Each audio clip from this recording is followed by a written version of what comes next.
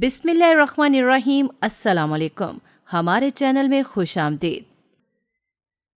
اس رات کی انہونی نے میرا سب کچھ تباہ کر دیا تھا۔ جہاں شادی کے شادیانے بجنے چاہیے تھے وہاں ویرانے گونج رہے تھے۔ کون کہہ سکتا تھا کہ میں ایک رات کی دلہن ہوں؟ میں نے بہت کوشش کی تھی، میں نے خود کو سنبھالنے کی، پر جو قیامت مجھ پر ٹوٹ پڑی تھی اس نے میرا وجود ریزہ ریزہ کر دیا تھا۔ میرے خواب و خیال میں بھی یہ نہیں تھا کہ میرے ساتھ کچھ ایسا ہو سکتا ہے۔ رات کی تنہائی میں میں اس خوفناک جگہ سے نکل آئی تھی جس نے میری روح تک کو لرزا دیا تھا۔ مجھے اپنی آنکھوں پر یقین نہیں ہو رہا تھا کہ جو کچھ بھی میں نے تھوڑی دیر پہلے دیکھا وہ سچ تھا۔ میری محبت کی مجھے اتنی بڑی سزا ملی تھی کہ میں اپنا آپ ہی ہار گئی تھی۔ میں ادھر بار بار دیکھتی، چھپتی چھپاتی وہاں سے نکل آئی تھی، کیونکہ میں کسی بھی طرح ان کے ہتھے نہیں چڑھنا چاہتی تھی۔ میرا دل خوف سے سکڑ رہا تھا، پورے وجود پر کپ کپی طاری تھی۔ اس کھیل میں مجھے صرف نقصان ہی ہوا تھا۔ جس کو میں اپنا سب کچھ مان چکی تھی اسی نے مجھے زندگی کا سب سے بڑا دھوکہ دیا تھا، مجھے اس خوف سے متعارف کرایا تھا جس نے میرے کچے ذہن پر گہری چھاپ چھوڑی تھی۔ میرا خسارہ صرف یہاں ہی ختم نہیں ہوا تھا بلکہ مجھے ساری عمر اس قید کی سزا سنائی گئی تھی جس کے بارے میں سوچ کر بھی عام انسان کی روح کانپ جائے۔ میرا دل اس وقت بے حد بوجھل تھا، قدم ڈگمگا رہے تھے، کچھ نہیں سمجھ آ رہا تھا کہ یہاں سے نکل کر کہاں جانا ہے، پر مجھے یہاں بالکل بھی نہیں رہنا تھا، ورنہ ابھی نہ جانے کون کون سے رازوں سے پردہ اٹھنا باقی تھا۔ میں روتے ہوئے بس انجان راستوں پر چلتی جا رہی تھی، یہ سوچ کر ہی میری جان نکلے جا رہی تھی کہ اب وہ لوگ میرے ساتھ کیا کریں گے۔ میں بس آگے بڑھ رہی تھی جب ایک پتھر سے مجھے ٹھوکر لگی اور میں نیچے جا گری۔ اندھیرا زیادہ تھا اسی لیے کچھ بھی نظر نہ آیا، پر میں یہاں کسی صورت بھی رک نہیں سکتی تھی ورنہ قیامت آ جاتی۔ میں جانتی تھی کہ میں ان طاقتوں کا مقابلہ کسی طرح نہیں کر سکتی، اسی لیے بس مجھے یہاں سے نکلنا تھا تاکہ وہ مجھے ڈھونڈ نہ سکیں۔ پر بھلا ہو قسمت کا، میں بھی اٹھ کر کھڑی ہی ہوئی تھی جب مجھے اپنے پیچھے کسی کا سایہ محسوس ہوا۔ اس سے پہلے کہ میں اس سائے کو دیکھ پاتی مجھے لگا کہ میں اپنے پیروں پر کھڑی نہیں رہ پاؤں گی، اور میں وہیں حواس کھو کر گرتی چلی گئی۔ اس کے بعد مجھے کوئی ہوش نہ تھا میں کہاں ہوں، میرے ساتھ کیا ہو رہا ہے۔ شاید میرا برا وقت شروع ہو چکا تھا جو میری مشکلوں میں مزید اضافہ ہی کرنے والا تھا۔ میرا نام مینا ہے، میں شہر قصور کی رہنے والی ہوں۔ میرے اماں ابا گاؤں میں رہتے ہیں جبکہ میں اپنے بھائی کے پاس شہر میں رہتی ہوں۔ اماں ابا نے ہمیں اپنی محنت سے پڑھایا اور اب میرا بھائی ایک اچھی نوکری کر رہا تھا جبکہ میں ابھی کالج جاتی تھی۔ میرے ابا خاندانی آدمی تھے پر ان کے پاس زیادہ پیسہ نہ تھا، جو بھی پیسہ تھا وہ ہم دونوں کی تعلیم پر لگا چکے تھے۔ ابا گاؤں میں محنت مزدوری کرتے اور ہمیں مہینے کا خرچ بمشکل ہی بھیج پاتے۔ میرے اور میرے بھائی ہم دونوں کے اخراجات بہت زیادہ ہو چکے تھے۔ بھائی کی جاب کے باوجود بھی وہ اپنی فضول خرچی سے باز نہ آتے اور اماں ابا کو ایک روپیہ بھی گاؤں نہ بھیجتے۔ اس سے آئے دن کسی نئی چیز خریدنے کا شوق پڑ جاتا اور وہ اپنا سارا روپیہ پیسہ اس میں برباد کر دیتا۔ میرے بھائی کی دوستی بہت سے امیر لڑکوں سے تھی جو اس سے اچھا خاصا عیش میں رکھتے تھے۔ اسے غریبوں سے سخت چڑ تھی۔ اس کا معیار گاؤں سے آنے کے بعد بالکل بدل چکا تھا۔ وہ چاہتا تھا کہ وہ بھی دوسرے لوگوں کی طرح اپنی ہر خواہش، ہر حسرت بنا کسی رکاوٹ کے پوری کر سکے۔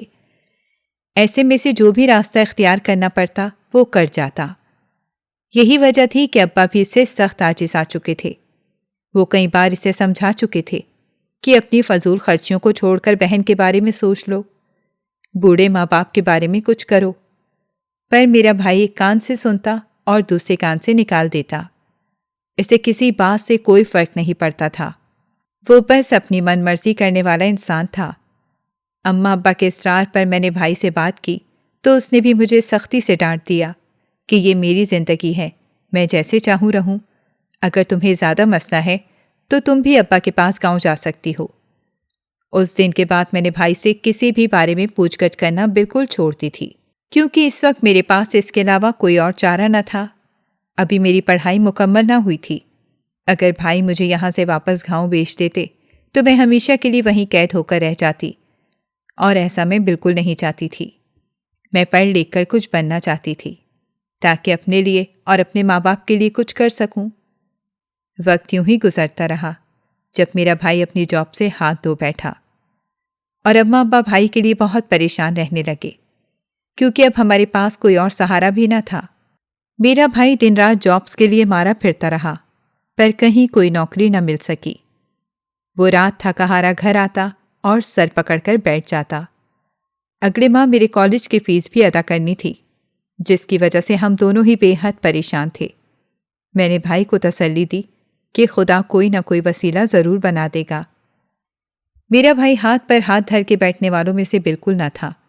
اس نے ایک ترکیب سوچی اور مجھے جھجکتے ہوئے بتانے لگا۔ اسے ذرا عجیب بھی لگ رہا تھا مجھ سے اس طرح کی بات کرتے ہوئے، پر جو بات اس نے مجھ سے کی، میری آنکھیں حیرت سے بڑی ہوتی چلی گئیں۔ پیشانی پر پسینے کی ننھی بوندیں نمودار ہونے لگیں کہ واقعی جو میرے بھائی نے کہا وہ سچ تھا۔ میں بس یہی سوچ رہی تھی۔ میرے بھائی کا کہنا تھا کہ شہر میں تمہیں بہت سے ایسے بے وقوف مل جائیں گے جنہیں تم اپنے پیار کے جال میں پھنسا کر بہت سا پیسہ بٹور سکتی ہو، اور ہم دونوں اپنی زندگی آرام سے گزار سکتے ہیں۔ میں 20 سال کی خوبصورت دوشیزہ تھی جسے کوئی بھی دیکھ کر اپنا دل ہار سکتا تھا۔ اس کا کہنا تھا کہ مجھے ایسے ہی اس کے امیر دوستوں کو اپنے پیار کے جال میں پھنسانا ہوگا، اور ان سے جو بھی پیسہ ملے گا وہ دونوں اس سے اپنی ضروریات پوری کر سکیں گے۔ بھائی کی باتیں سن کر میں حیران اور پریشان سی ہو گئی۔ میرا تو دماغ ہی گھوم رہا تھا کہ بھائی یہ سب کیا بولے جا رہے ہیں۔ میں نے اس سے استفسار کیا کہ ایسا کیسے ممکن ہے، تو بھائی نے مجھے بتایا کہ ان کے کافی زیادہ امیر دوست ہیں جو خوبصورتی کے پیچھے پاگل ہیں، بس مجھے ان کے ساتھ پیار سے باتیں کرنی ہیں اور اپنا گرویدہ کرنا ہے۔ میں کتنے ہی لمحے سوچ میں ڈوبی رہی اور وہاں سے اٹھ کر سیدھا اپنے کمرے میں چلی آئی۔ میں بستر پر لیٹی بھائی کی باتوں کو ہی سوچ رہی تھی جو مجھے مزید الجھنوں میں مبتلا کر رہی تھی۔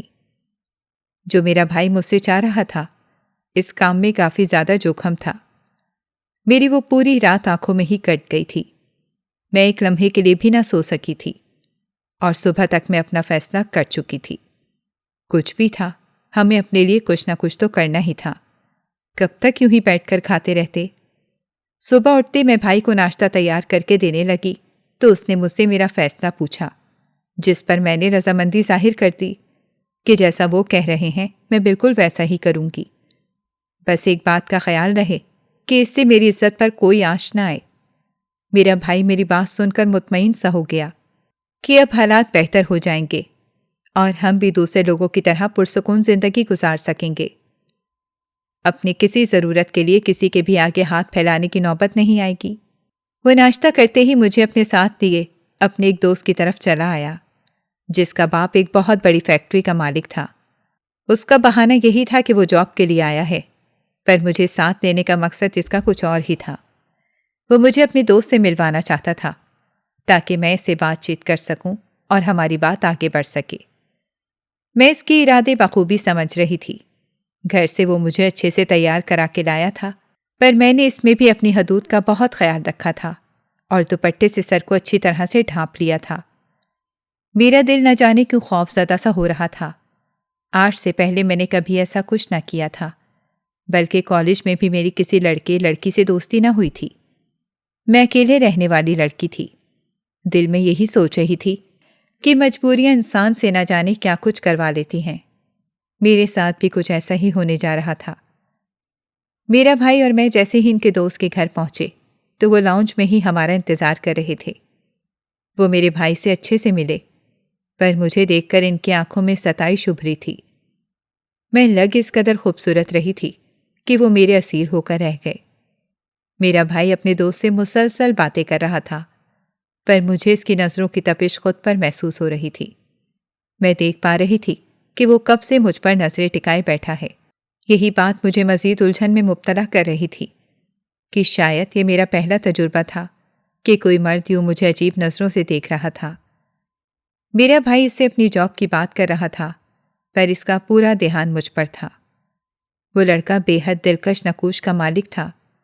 اس کی عمر کم از کم 25 سال تھی، اور اپنے ماں باپ کا اکلوتا بیٹا تھا۔ یہ باتیں میرا بھائی مجھے یہاں سے آنے سے پہلے سمجھا چکا تھا۔ اس نے ہم دونوں کے لیے کھانے کا انتظام کرایا، پر میرے بھائی نے انکار کر دیا اور اس سے الوداع لیتا مجھے اپنے ساتھ لیے باہر آ گیا۔ وہ ہم دونوں کو چھوڑنے کے لیے باہر تک آ گیا تھا تو میرے بھائی کو یاد آیا کہ وہ اپنا فون تو اندر ہی چھوڑ آیا ہے۔ میرا بھائی فون لینے کے لیے اندر گیا تو وہ مجھ سے مخاطب ہو کر میرا حال چال دریافت کرنے لگا۔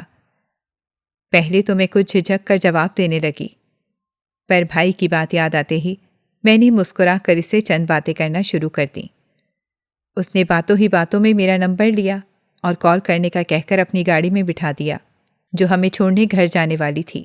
بھائی کے آتے ہی ہم دونوں گاڑی میں سوار ہو کر اپنے گھر کے راستے کی طرف چل دیے۔ بھائی بالکل خاموش تھے کیونکہ اس وقت گاڑی میں ہم دونوں کے علاوہ ڈرائیور بھی موجود تھا، اس لیے انہوں نے مجھ سے کچھ بھی نہ پوچھا۔ گھر آتے ہی میں اپنے کمرے میں چلی آئی تو بھائی بھی میرے پیچھے ہی کمرے میں آیا اور مجھ سے ساری بات تفصیل سے پوچھنے لگا کہ ان کا دوست کیا کہہ رہا تھا، ہم دونوں کے درمیان کیا بات ہوئی۔ میں نے گہرا سانس بھر کر ان کو ساری بات لفظ بلفظ بتائی اور انہیں اپنے موبائل میں ان کے دوست کا نمبر بھی دکھایا ہے، جو دیکھ کر وہ بس سر ہلا کر میرے روم سے نکل گئے۔ ابھی مجھے بیٹھے کچھ ہی دیر ہوئی تھی جب مجھے اسی نمبر سے کال آنے لگی جو میرے بھائی کے دوست کا تھا، جس کا نام یاسر تھا۔ وہ لڑکا میرا دیوانہ ہو چکا تھا۔ کچھ ہی دن گزرے تھے جب ہم دونوں کی روز بات ہونے لگی۔ اب تو میں بلا جھجک اس سے ہر بات کر لیا کرتی تھی اور اب میری عادت پختہ ہونے لگی۔ اگر مجھے کچھ بھی چاہیے ہوتا تو یاسر میرے ایک کہنے پر حاضر کر دیتا۔ میں اس کی دولت کی عادی ہوتی جا رہی تھی۔ وہ مجھے شاپنگ کرنے کے لیے خوب پیسے دیتا جو میں اور بھائی آپس میں بانٹ کر اپنی ضرورت کا سامان لیتے اور باقی سیونگ کر لیتے ہیں۔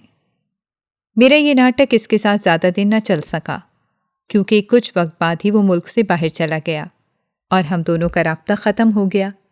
اس کے بعد بھی میری زندگی میں بہت سے ایسے لڑکے آئے جن سے میں اپنا کام نکلواتی اور اس کے بعد پیسے ملنے پر ہم دونوں بہن بھائی شہر چھوڑ کر دوسرے شہر چلے آتے۔ کافی وقت گزر گیا تھا پر ہمیں کوئی بھی لڑکا ایسا نہ ملا تھا جسے میں اپنے جھانسے میں پھنسا سکتی۔ دوسرے شہر کے اخراجات بھی زیادہ تھے اور کرائے کا گھر ہونے کی وجہ سے کرایہ وقت پہ دینا بھی لازم تھا۔ اب میں اور بھائی نئے شکار کی تلاش میں تھے جو ہمیں جلد ہی مل گیا۔ وہ میرے بھائی کے آفس کا ایک کولیگ تھا۔ کسی کام کے سلسلے میں جب وہ گھر آیا تو مجھے دیکھ کر اس کا دل پگھل گیا اور اب وہ آئے دن یہی ہونے لگا۔ میں اسے لڑکوں سے بات چیت بڑھاتی اور ان سے خوب پیسے لے کر سہولت کی زندگی گزار رہی تھی۔ دن جیسے سکون سے گزرنے لگے تھے، ہر پریشانی دور ہوتی جا رہی تھی، پر میں بھول گئی تھی خوشیوں کی عمر زیادہ لمبی نہیں ہوتی، دنیاوی سہارے ہمیشہ کے لیے قائم نہیں رہتے ہیں۔ یہ بھی روز کی طرح ایک عام سا دن تھا جب میرے بھائی کا ایک اسکول کا دوست ہمارے گھر آیا۔ وہ بھی شاید لاہور کی یونیورسٹی سے پڑھ کر آیا تھا۔ اس کے ماں باپ سب فیملی لاہور ہی تھے۔ وہ غریب مگر خوش شکل نوجوان تھا۔ یہاں وہ اپنے باپ کے کسی کام کے سلسلے میں آیا تھا اور اسے رہنے کے لیے گھر درکار تھا، اسی لیے اس نے بھائی سے رابطہ کیا تو بھائی نے اسے گھر رکھنے پر حامی بھر لی کہ وہ ہمارے گھر کے اوپر والے پورشن میں آرام سے رہ سکتا ہے۔ وہ لڑکا جب ہمارے گھر آیا تو میری اس سے ملاقات نہ ہو سکی تھی کیونکہ اس وقت میں کالج تھی اور اپنا سامان لیے اوپر والے پورشن میں شفٹ ہو چکا تھا۔ رات گئے جب میں نے کھانا تیار کیا اور بھائی کو بلایا تو بھائی اپنے ساتھ اپنے دوست کو بھی ڈائننگ ٹیبل پر لے آئے۔ جب بھائی نے مجھے بتایا کہ وہ ان کا بہت پرانا دوست ہے جس کا نام کاشف ہے اور اب سے ہمارے ساتھ ہی رہے گا۔ ان کی بات سن کر میں نے ان کے دوست سے سلام کیا، ان دونوں کو کھانا دیا۔ بھائی باتوں ہی باتوں میں اس سے جاب کے بارے میں پوچھنے لگے، پر وہ اس وقت بے روزگار تھا۔ نہ جانے کیوں مجھے وہ لڑکا کچھ عجیب سا لگا۔ اس کی آنکھوں میں ایک الگ سی چمک تھی جو مجھے پریشان کر رہی تھی۔ حالانکہ پہلے بھی میرا بہت سے لڑکوں سے سامنا ہوا تھا، پر اس کے سامنے بیٹھ کر میں عجیب سے احساسات سے دوچار ہو رہی تھی۔ اس کی نظروں سے گھبراتی میں اپنے کمرے میں چلی آئی۔ میں نے پیٹ بھر کر کھانا بھی نہ کھایا تھا، بس مجھے اس شخص کی آنکھیں بار بار یاد آ رہی تھیں۔ اب دن میں 2 سے 3 بار ہم دونوں کا آمنا سامنا ہو جاتا تھا، جبکہ بھائی مجھے سختی سے اس سے دور رہنے کا کہہ چکے تھے، پر نہ جانے کیوں مجھے وہ اچھا لگنے لگا تھا۔ مجھے اس کے ساتھ وقت گزارنا پسند تھا۔ بھائی کے کہنے کے مطابق میں دور رہنے کی کوشش کر رہی تھی، لیکن مجھے وہ اپنے قریب محسوس ہونے لگا تھا۔ مجھے نہیں پتا تھا کہ یہ میری زندگی کا سب سے بڑا سچ بن جائے گا۔ میں اس کے ساتھ ہمیشہ خوش رہتی۔ مجھے اس کی عادت ہونے لگی تھی۔ وہ میری ہر چھوٹی بڑی خواہش کو بھی نہ کہے پورا کر دیتا اور میری بے حد عزت کرتا تھا۔ اس کی یہی باتیں اسے دوسرے لڑکوں سے الگ بناتی تھیں۔ اسی لیے میرا دل بہت تیزی سے اس کی طرف متوجہ ہو رہا تھا، جو کہ میرے لیے نقصان دہ ثابت ہونے والا تھا۔ میں اس سب کو مزید جاری رکھنا چاہتی تھی، پر بھائی کے مجبور کرنے پر مجھے ایسا کرنا پڑا۔ میں اپنی کیفیت سے گھبرائی ہوئی تھی، کیونکہ وہ لڑکا بری طرح سے میرے اعصابوں پر سوار ہو رہا تھا۔ میں ابھی ان چکروں میں نہیں پھنسنا چاہتی تھی، پر دل پر کس کا زور ہوتا ہے۔ دھیرے دھیرے میں اس کی محبت میں پگھلتی چلی گئی۔ وہ مجھ سے شادی کرنا چاہتا تھا اور میں بھی اپنی محبت کو پانے کے لیے اس سے نکاح کرنے کے لیے رضامند تھی۔ اور پھر اس کے پاس کسی دولت کے علاوہ کسی چیز کی کمی نہیں تھی۔ وہ میری بے حد عزت کرتا، مجھے سر آنکھوں پر بٹھاتا تھا۔ مجھے یقین تھا میری محبت سے اسے میرے نصیب سے رزق ملے گا۔ یہی سب تو میں اپنے ہمسفر میں چاہتی تھی، تو پھر آخر میں کیوں انکار کرتی؟ پر جو ہی اس نے میرے بھائی سے شادی کی بات کی، بھائی ہتے سے اکھڑ گئے اور سختی سے انکار کر دیا۔ وہ نہیں چاہتے تھے کہ میری شادی ان کے دوست سے ہو۔ جب میں نے ان سے وجہ جاننا چاہی تو وہ خاموش ہو گئے اور مجھے صرف اتنا ہی کہا کہ میں اسے بھول جاؤں۔ وہ کسی صورت میری شادی اپنے دوست سے نہیں کریں گے، چاہے کچھ بھی ہو جائے۔ میں حیران پریشان سارا معاملہ سمجھنے کی کوشش کر رہی تھی، کیونکہ آج تک ایسا کبھی نہیں ہوا تھا کہ میں نے اپنے بھائی سے کچھ مانگا ہو اور اس نے پورا نہ کیا ہو۔ پر آج ان کا سخت لہجہ مجھے کچھ غلط ہونے کا احساس کرا رہا تھا۔ یوں محسوس ہو رہا تھا جیسے وہ کچھ چھپا رہے ہیں اور چاہ کر بھی مجھے نہیں بتا پا رہے۔ بھائی اس وقت بے حد بے چین تھے۔ وہ بنا کچھ کہے اپنے کمرے کی جانب چلے گئے اور کمرہ بند کر لیا۔ میں بے حد مضطرب سے کمرے میں چکر کاٹ رہی تھی، کیونکہ ابھی تک کاشف کا فون بھی نہ آیا تھا۔ وہ محبت کا دعوے دار نہ جانے صبح سے کہاں غائب تھا۔ جب سے بھائی نے انکار کیا تھا وہ تب سے ہی گھر نہ آیا تھا۔ یہی بات مجھے سب سے زیادہ پریشان کر رہی تھی، کیونکہ آج تک ایسا کبھی نہیں ہوا تھا اس نے رات باہر گزاری ہو۔ اس کے بارے میں مجھے بہت سے اندیشے ستا رہے تھے۔ نہ جانے اس کی کیا وجہ رہی ہو کہ وہ رات باہر گزارنے پر مجبور ہوا۔ شاید بھائی کے خوف کی وجہ سے کہ بات مزید نہ بگڑ جائے، کیونکہ وہ تو سرے سے ہی انکار کر چکے تھے۔ اب اس سے زیادہ اور کیا ہونا باقی رہ گیا تھا؟ یہ اس سے اگلے دن کی بات ہے، جب بھائی نے اماں ابا کو فون کر کے شہر بلانے کے لیے ٹکٹس بھیج دیے اور وجہ پوچھنے پر بتایا کہ وہ جلد از جلد میری شادی کرنا چاہتے ہیں، بس جلدی سے آ جائیں تاکہ ہم لڑکا دیکھ سکیں۔ بھائی کی باتیں سن کر میرے پیروں تلے زمین نکل گئی کہ وہ آخر کس لڑکے سے میری شادی کرنا چاہتے ہیں۔ میں اپنی محبت کو نہیں بھول سکتی تھی اور نہ ہی اس کے علاوہ کسی سے شادی کرنے کے بارے میں سوچ سکتی تھی۔ تو بھائی ایسا کیوں کر رہے تھے میرے ساتھ؟ یہی بات میری سمجھ سے باہر تھی۔ 2 دن بعد اماں ابا بھی شہر ہمارے پاس آ چکے تھے، پر قسمت کو کچھ اور ہی منظور تھا۔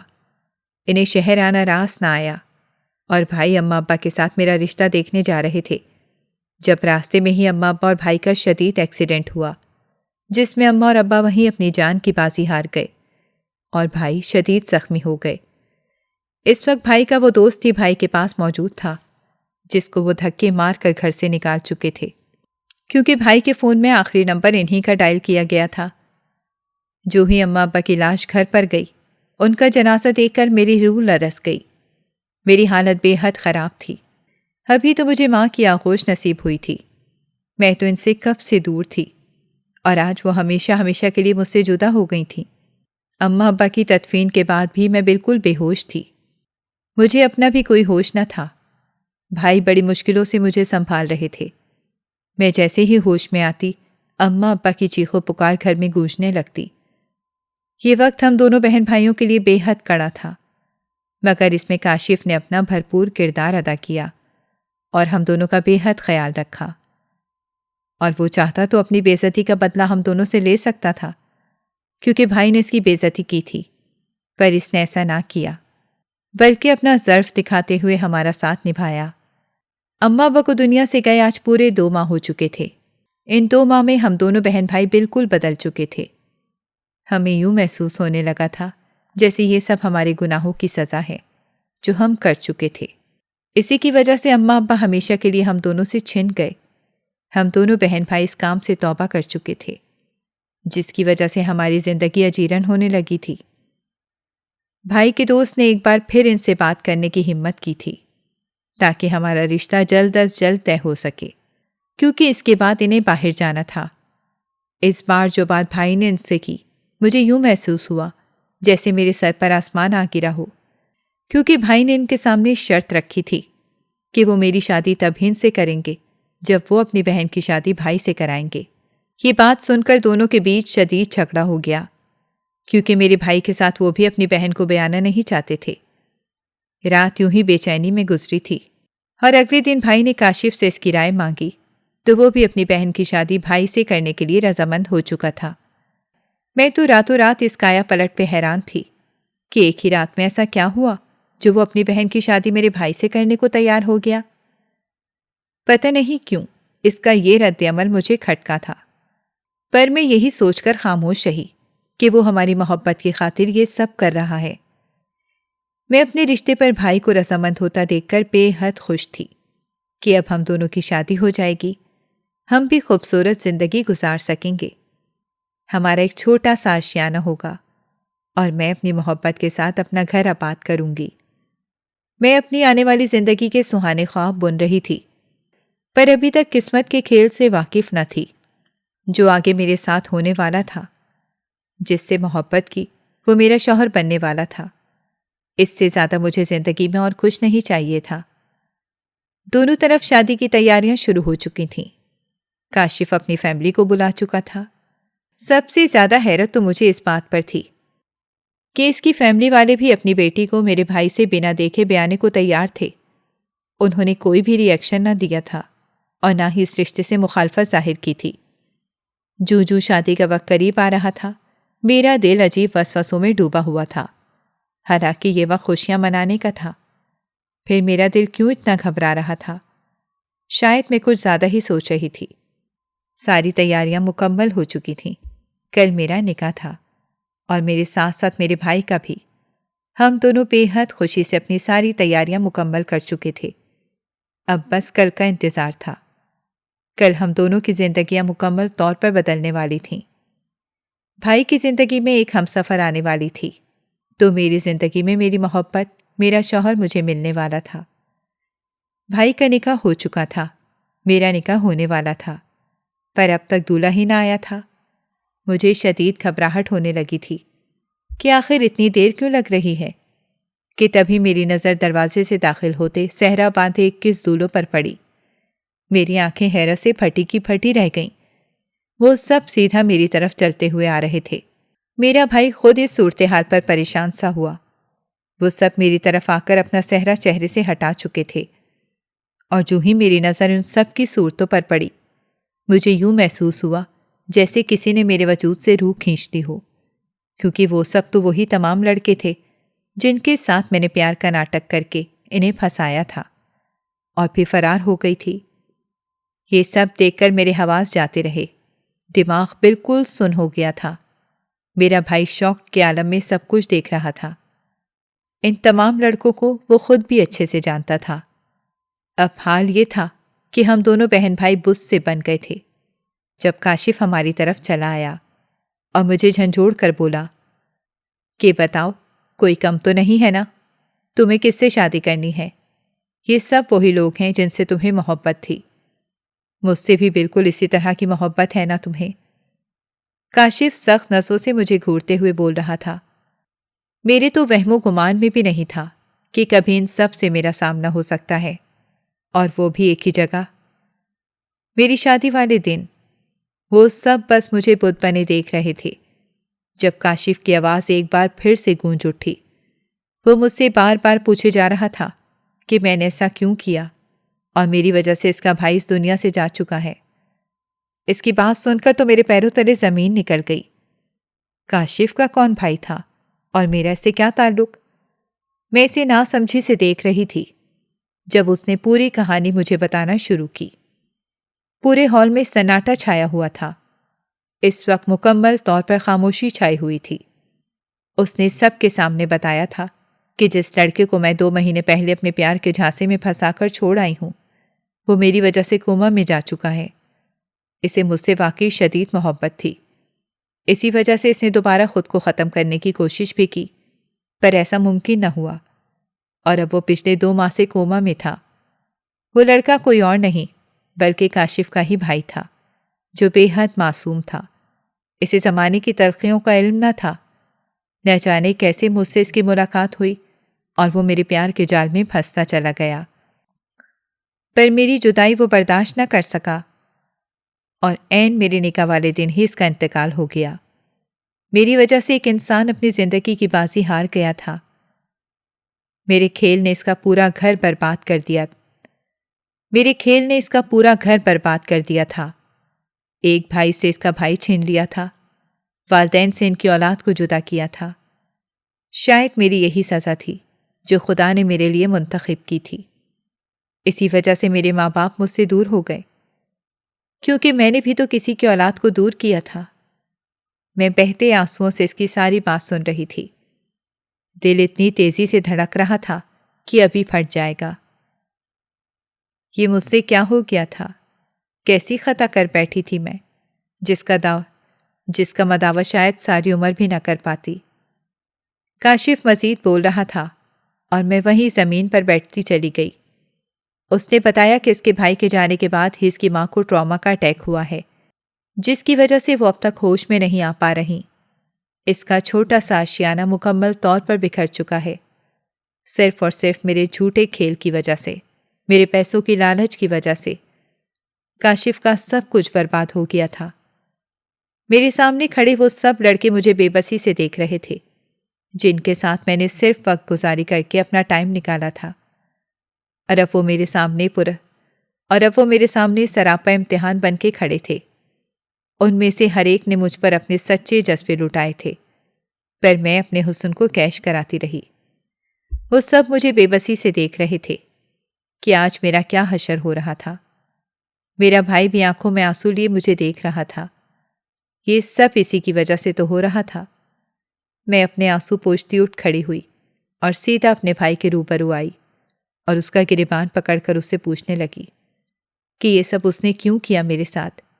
میری کون سی ایسی غلطی تھی؟ ان کے صرف پیسہ کمانے کے لالچ نہ جانے کتنی زندگیوں کو داؤ پر لگا دیا تھا۔ میرے ساتھ ساتھ نہ جانے کتنے لوگوں نے اذیت سہی تھی۔ مجھے یقین نہیں آ رہا تھا کہ میرے سگے بھائی نے میری بربادی کا فسانہ اپنے ہاتھوں سے لکھا تھا۔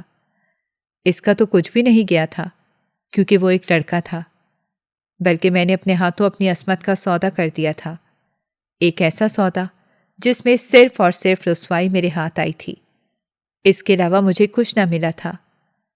اپنی وقتی ضروریات کو پورا کرنے کی خاطر میں نے کسی کا دل دکھایا تھا، اس لیے مجھے جو بھی سزا دی جاتی کم تھی۔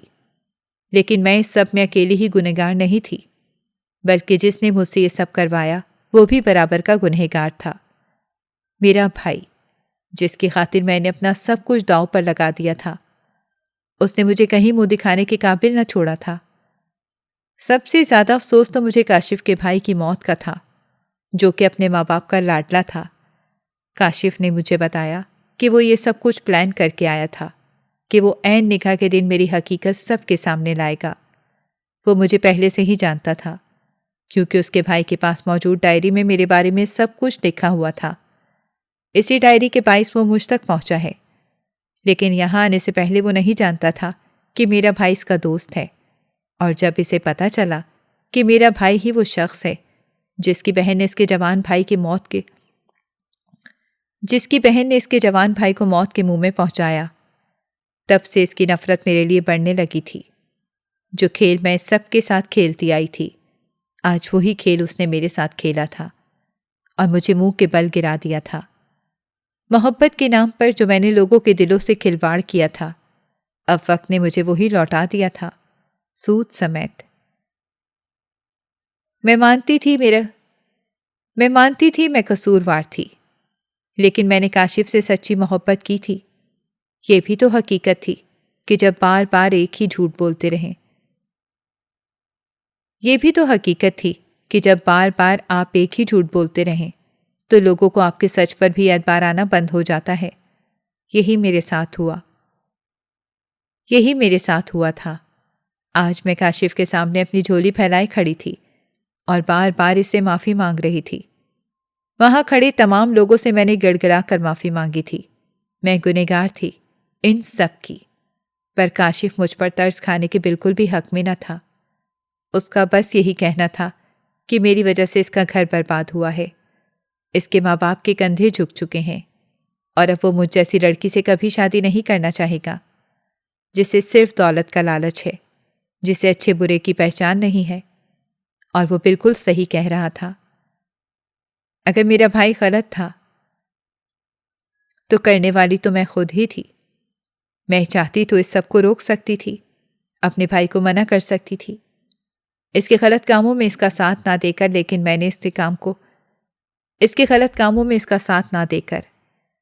میں نے تو اس کا کام کو بڑھاوا دیا اور اسے اپنا پیشہ بنا لیا، اور آج وہی میرا حال بن کر میرے سامنے کھڑا تھا۔ میرا بس نہیں چل رہا تھا کہ خود کو ابھی کبھی خاک کر دوں۔ میں کیا سے کیا ہو گئی تھی، صرف اپنے غلط فیصلے کی وجہ سے۔ میرا بھائی ہم سب کے سامنے سر جھکائے کھڑا تھا، وہ بھی بار بار سب سے معافی مانگ رہا تھا۔ اس کی بھی غلطی تھی، اس نے اپنے دوستوں کے جذباتوں کا استعمال کیا۔ کاش وہ ان سب کو سچ بتا دیتا تو یہ نوبت نہ آتی، پر اب پچھتاوے سے کیا ہو سکتا تھا؟ کاشف کی دنیا لٹ چکی تھی، اسے کون واپس لا سکتا تھا؟ نہ میری معافی واپس لا سکتی تھی اور نہ ہی میرا پچھتاوا۔ میں اپنے گناہ کا مداوع کرنے کے لیے تیار تھی، پر کاشف اس بار مجھے معاف کرنے کو راضی نہ تھا۔ اس کا کہنا تھا کہ وہ کبھی بھی مجھے معاف نہیں کرے گا، اور اگر وہ کر بھی دے تو اس کے ماں باپ کبھی بھی مجھ جیسی لڑکی کو قبول نہیں کریں گے جو ان کے بیٹے کے اس دور جانے کا باعث بنی ہو۔ پر میں محبت کی ماری اس کے آگے دامن پھیلائے کھڑی تھی۔ میں سب سے معافی مانگ مانگ کر تھک چکی تھی کہ تبھی شاید کاشف کو بھی مجھ پر ترس آ ہی گیا۔ وہ مجھ سے نکاح کرنے کے لیے راضی ہو گیا، لیکن اس کی یہ شرط تھی کہ میں کبھی بھی اپنے بھائی سے نہیں مل سکوں گی۔ اس کی یہ شرط میں جی جان سے قبول کر چکی تھی۔ ایسے بھائی سے مل کر رہنے کا بھی کیا فائدہ جس کی وجہ سے میری پوری زندگی ایک مذاق بن کر رہ گئی تھی۔ نہ جانے لوگ میرے بارے میں کیا کیا سوچ رہے ہوں گے، لیکن اب مجھے کچھ نہیں چاہیے تھا، مجھے صرف کاشف کا ساتھ چاہیے تھا۔ ہم دونوں کا نکاح ہو چکا تھا۔ میں اپنے بھائی سے ہمیشہ کے لیے تمام رشتے ناتے توڑ چکی تھی، کیونکہ وہ ایک ایسے راستے کا مسافر بن چکا تھا جس کے لیے پیسہ ہی سب کچھ تھا۔ اس سے اور اس کے پیسے کو ہمیشہ کے لیے چھوڑ کر کاشف کے ساتھ رخصت ہو چکی تھی، جہاں دنیا جہان کی چھوٹی چھوٹی خوشیاں ہماری منتظر تھیں، جہاں پیسے کا لالچ نہیں تھا بلکہ خلوص تھا، چاہت تھی، مان تھا، رشتے نبھانے کی چاہت تھی، اور میرے لیے بس یہی کافی تھا۔ اپنے ساتھ ہونے والے واقعے نے مجھے بہت بڑا سبق دیا تھا کہ زندگی میں سب کچھ پیسے سے نہیں خریدا جا سکتا۔ پیسہ صرف آپ کی ضرورتیں مکمل کر سکتا ہے، پر آپ کو مکمل صرف لوگوں کی چاہتیں اور ان کا خلوص کر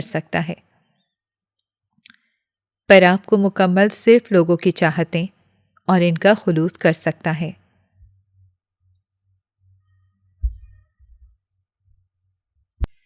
ناظرین، اگر آپ کو ہماری کہانی اچھی لگی ہے تو ویڈیو کو لائک کریں، شیئر کریں اور ہمارے چینل کو سبسکرائب کریں۔ اگلی ویڈیو تک اجازت دیں۔ اللہ حافظ۔